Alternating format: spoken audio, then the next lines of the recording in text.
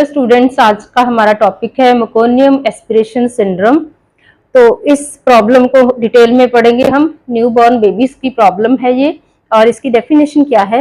It is a condition, तो newborn को ये प्रॉब्लम होती है, तो it is a condition in which newborns inhale और we can say aspirate meconium.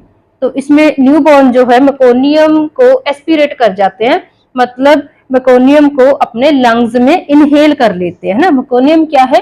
Dark green colour का फिकल मटेरियल, जहां इसे हम first stool of the baby भी बोल देते हैं। तो मेकोनियम को मतलब डार्क ग्रीन कलर का जो फिकल मटेरियल है, जो फर्स्ट स्टूल है जो बच्चे का, उसको उन्होंने इनहेल करके या एस्पिरेट करके कहाँ ले गया? Into their lungs. तो लंग्स में चला गया मेकोनियम बेबी के। एक्चुअली मेकोनियम जो है फर्स्ट स्टूल है बच्चे का, जो बेबी ने बर्थ के बाद पास आउट करना होता है। मदर फीड जब शुरू होती है तो उसके बाद 48 आवर्स के अंदर बेबी जो है फर्स्ट स्टूल अपना पास करता है।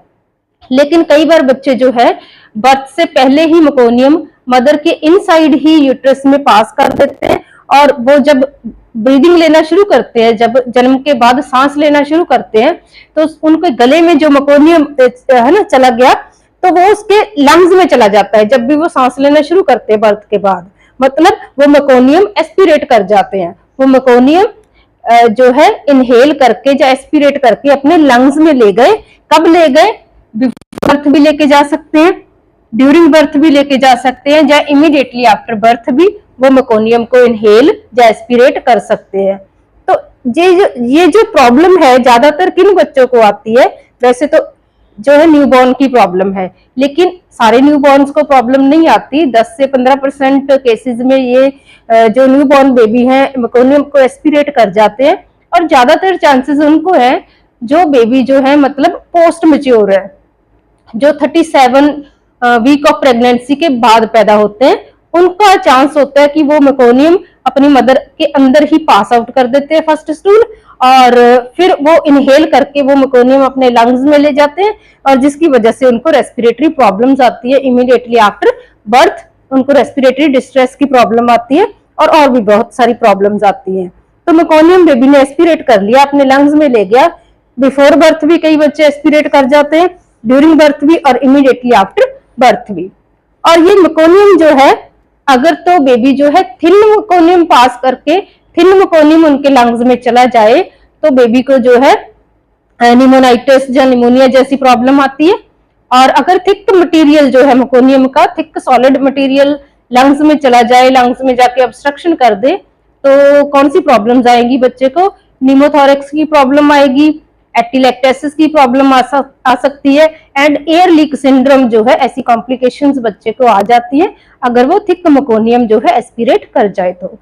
So this is about the introduction, or we can say definition of meconium aspiration syndrome. Then next, अभी हमें पता चल गया कि इसकी etiology वही है कि ऐसा चीज एक डिजीज कंडीशन तो नहीं है कि इसका कोई इन्फेक्शियस कारण होगा। इसकी etiology ज्यादातर रिस्क किन को है, प्रेवलेंस कहाँ पे है? जो है प्री पोस्ट मैच्योर बच्चे जो 37 ऑफ वीक ऑफ प्रेगनेंसी के बाद में जन्म लेते हैं, जहाँ जो स्मॉल फॉर डेट बेबीज होते हैं, उनको ज्यादातर जो है मेकोनियम एस्पिरेशन की प्रॉब्लम आती है ना। तो नेक्स्ट है हमारे साइन एंड सिम्टम, मतलब कौन से ऐसे जो है सिम्टम है जिनको देख के हमें पता चल जाता है कि बेबी को जो है रेस्पिरेटरी डिफिकल्टी है, और चांसेस है कि इसने मेकोनियम जो है एस्पिरेट कर लिया है ना। तो जैसे यहाँ पे है रेस्पिरेटरी डिस्ट्रेस, बच्चे का जो है रेस्पिरेटरी डिस्ट्रेस, मतलब उसको रेस्पिरेटरी प्रॉब्लम्स आएंगी, वो अच्छे से सांस नहीं ले पाएगा आफ्टर बर्थ। देन साइनोसिस, अगर वो सांस अच्छे से नहीं ले पाया तो क्या हो जाएगा? उसके लंग्स में जो है गैस एक्सचेंज का प्रोसेस अच्छे से नहीं होगा। अगर उसके लंग्स में कोई जो है निमोनिया जैसी प्रॉब्लम आ गई, जैसे हमने प्रीवियस हमारी जो वीडियो में डिस्कस किया है निमोनिया क्या है, तो निमोनिया, ये मेकोनियम एस्पिरेशन सिंड्रोम जो है निमोनाइटिस की प्रॉब्लम करेगा। निमोनिया जैसे सिम्टम आएंगे। निमोनिया मतलब उनके लंग्स को एक तरीके का जो है ब्लॉकेज की प्रॉब्लम आ रही है, फिर गैस एक्सचेंज प्रॉपर नहीं होगी, और फिर जो है साइनोसिस की प्रॉब्लम आएगी, क्योंकि उसकी बॉडी के सेल टिश्यू तक प्रॉपर ऑक्सीजन नहीं पहुंचेगी अगर उसको रेस्पिरेटरी प्रॉब्लम है तो। देन लिम्पनेस, बेबी की जो नॉर्मल एक्टिविटी है वो बहुत ही ज्यादा नेग्लिजिबल हो जाएगी, बहुत ही स्लो होगी, बेबी प्रॉपर मूवमेंट नहीं करेगा after birth. Then respiratory retractions, respiratory retractions मतलब deep depressions in the chest wall. तो ये जो है चेस्ट वॉल में जब बेबी एक्सेल करेगा तो रिट्रैक्शंस जो है चेस्ट वॉल में देखने को मिल सकती है, डिंपल लाइक स्ट्रक्चर जो है चेस्ट में देखने को मिल सकती है। फोर्सफुल रेस्पिरेशन की वजह से बेबी की जो चेस्ट है वो बैरल शेप्ड हो जाएगी। तो यहाँ पे ग्रंटिंग रेस्पिरेशन है, मतलब फोर्सफुल रेस्पिरेशन है, स्ट्रगल वाली रेस्पिरेशन बेबी जो है कर रहा है। और नेक्स्ट है sign and symptom meconium stain, meconium staining present होगी ना।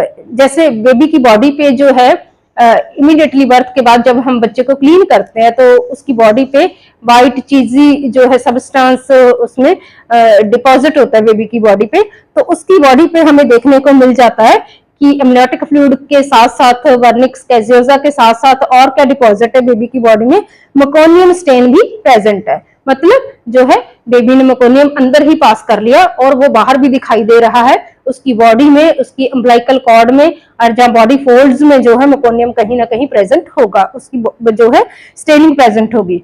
देन अबनॉर्मल ब्रीदिंग साउंड, तो ऐसे बेबी की जो ब्रीदिंग है एक तो स्ट्रगल वाली ब्रीदिंग है और उसमें ब्रीदिंग में अगर हम देखें तो अस्कल्टेशन करके देखें तो उसमें व्हीजिंग साउंड प्रेजेंट होंगी, है ना। देन ग्रीनिश यूरिन, जो बेबी यूरिन का अगर हम एग्जामिनेशन भी करें तो वो डायग्नोस्टिक टेस्ट में भी मतलब हेल्प करेगा। और वैसे भी अगर हम देखें बेबी का ग्रीनिश यूरिन जो है वो पास करेगा। अभी ग्रीनिश यूरिन कैसे पास करेगा, है ना, क्योंकि लंग्स है, लंग्स में मेकोनियम एस्पिरेट कर गया और जो मेकोनियम है ना वो है ग्रीनिश फीकल मटेरियल है, तो वो जो है लंग्स में जो ब्लड आएगा प्यूरिफाई होने के लिए तो ऑक्सीजन के साथ साथ वो इसकी स्टेनिंग भी ब्लड में चली जाएगी और ब्लड जब किडनी में फिल्टर होगा तो उसकी स्टेनिंग जो है यूरिन में चली जाएगी। तो ऐसे बच्चे का यूरिन जो है वो भी ग्रीनिश कलर का होगा, मतलब मेकोनियम की स्टेनिंग जो है यूरिन तक पहुंच जाएगी ब्लड के थ्रू। जैसे ही ब्लड प्यूरिफाई होने के लिए लंग्स में जाएगा फिर जो है फिल्टर होने के लिए किडनी में जाएगा और उसकी स्टेनिंग जो है हमें यूरिन में दिखाई देगी, है ना। तो इस बच्चे की ये साइन एंड सिम्टम होते हैं। और इसके अलावा और भी है कि उसका स्टार्टिंग में रेस्पिरेटरी रेट जो है फास्ट होगा, हार्ट रेट जो है फास्ट होगा, लेकिन धीरे धीरे जो है जब बॉडी उसकी एग्जॉस्ट हो जाएगी तो धीरे धीरे रेस्पिरेटरी रेट भी स्लो डाउन हो जाएगा और हार्ट रेट भी स्लो डाउन हो जाएगा। So this is about the definition and sign and symptom of the meconium aspiration syndrome. Then next है हमारा कि इस प्रॉब्लम को हमने डायग्नोज कैसे करना है। इस प्रॉब्लम को हम डायग्नोज कैसे करेंगे, कुछ हेल्प तो हमें साइन एंड सिम्टम से मिल जाएगी, कुछ हमें फिजिकल एग्जामिनेशन में जब हम अस्कल्टेशन करेंगे वहां पे जो व्हीजिंग साउंड सुनाई देगी तो हमें थोड़ा सा वो अलार्मिंग का काम करेगी कि बेबी को रेस्पिरेटरी डिस्ट्रेस है ना। बाकी साइनोसिस से पता चल जाएगा, बाकी जो है बेबी मूवमेंट नहीं कर रहा, उसका हार्ट रेट, उसका रेस्पिरेटरी रेट स्टार्टिंग में ज्यादा है, अपगा स्कोर उसका कम है, तो ऐसे जो है अलार्मिंग साइन हमें पता चल जाएगा। और बाकी उसको जो है निमोनिया है जहां उसने मेकोनियम एस्पिरेट कर लिया है, जैसे प्रीनेटल टेस्ट होते हैं मदर की ना, मदर की जो है हम जब डिलीवरी होने वाली होती है ना इमीडिएट ऑन द स्पॉट भी कई बार हम अल्ट्रासाउंड करवाते हैं ना, और अल्ट्रासाउंड में क्लियर हो जाएगा कि बेबी ने अंदर ही भाई जो है मेकोनियम पास कर रखा है। और बाकी जो है हम जब हमें इस चीज का रिस्क होगा तो हम बेबी का क्या करेंगे, चेस्ट एक्सरे करवा के देखेंगे। अगर उसको रेस्पिरेटरी स्ट्रगल है, रेस्पिरेटरी डिस्ट्रेस है तो उसका चेस्ट एक्सरे करवाएंगे और चेस्ट एक्सरे में भी क्लियर हो जाएगा कि बेबी ने मेकोनियम एस्पिरेट कर लिया। उसके चेस्ट एक्सरे में जो है वो सारी जो है ऑब्स्ट्रक्शंस वगैरह, अगर थिक मेकोनियम एस्पिरेट कर रखा है या ऐसी सब ऑब्स्ट्रक्शन वाले जो है वो सारा क्लियर हो जाएगा।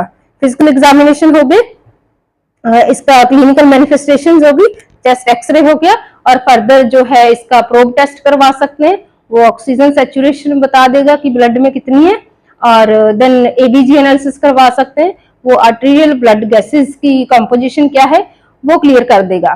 तो इन सब की हेल्प से हम डायग्नोज कर पाएंगे। अल्ट्रासाउंड जो है मदर की प्रीनेटल टाइम पे वो क्लियर कर देगा कि उसके बेबी ने जो है मेकोनियम पहले पास कर रखा था, तो एस्पिरेशन के चांसेस हैं बच्चे को। तो ऐसे बच्चे की जो है हम कंडीशन को मैनेज कैसे करते हैं बर्थ के, जब हमें पहले ही पता है कि बेबी ने इनसाइड द यूट्रस मेकोनियम पास कर रखा है ना, और इसकी जो है केयर ड्यूरिंग द बर्थ ही हम करनी शुरू कर देंगे। तो ऐसी कंडीशन को मैनेज कैसे करना है, तो जैसे ही बेबी का हेड जो है डिलीवर होने लगे तो क्या करना है, हमने ओरोफेरेंजियल सक्शनिंग कर देनी है, ताकि उसकी जो है गले में जो सिक्रीशंस है वो हम सक्शनिंग की हेल्प से हम एक्सपेल आउट कर दें, मतलब बाहर निकाल दें, सक्शन कर दें ना। तो अगर मेकोनियम जो थोड़ा बहुत उसने एस्पिरेट किया है वो भी निकल जाएगा और आगे और एस्पिरेशन के चांसेस जो है वो कम हो जाएंगे। तो ऐसे बेबी की जो है हम जब भी उसका हेड डिलीवर होता है इमीडिएटली उसी टाइम क्या कर देते हैं, ओरोफ्रेंजियल सक्शनिंग कर देते हैं ना। तो ये तो हो गया। जब उसके बर्थ हो गया तो तब भी हम मतलब उसकी जो है नेजोगैस जो है नेजल के थ्रू एंड ओरल कैविटी के थ्रू हम उसकी सक्शनिंग कर देंगे। देन हमने बेबी को हाई सैचुरेशन ऑक्सीजन प्रोवाइड करनी है, ताकि उसको जो है उसकी बॉडी में जो है उसके ब्लड में जो है ऑक्सीजन की कमी ना हो। वेंटिलेटरी सपोर्ट भी दे सकते हैं हम बच्चे को, और जो है पेरेंट्स को थोड़ी सी साइकोलॉजिकल सपोर्ट भी दे सकते हैं। और ये जो है प्रॉब्लम, इसका जो है प्रोग्नोसिस क्या है, इसकी मतलब इस बेबी के जो है 60 से लेकर के 70% चांसेस है सर्वाइवल के, अगर उसको अच्छे टाइम पे ऑक्सीजन सप्लाई मिल जाए, अगर इस बच्चे को इमीडिएटली बर्थ के बाद जो है वेंटिलेटरी सपोर्ट मिल जाए तो सर्वाइवल रेट जो है 60 से लेकर के 70% है। लेकिन जैसे ही उसकी मैनेजमेंट डिले हो रही है तो जो है सर्वाइवल रेट उतना ही कम होता जाएगा, बिकॉज ये रेस्पिरेटरी प्रॉब्लम है और इमीडिएटली इसकी मैनेजमेंट जो है नीडेड है। सो this is all about the meconium aspiration syndrome. Thank you.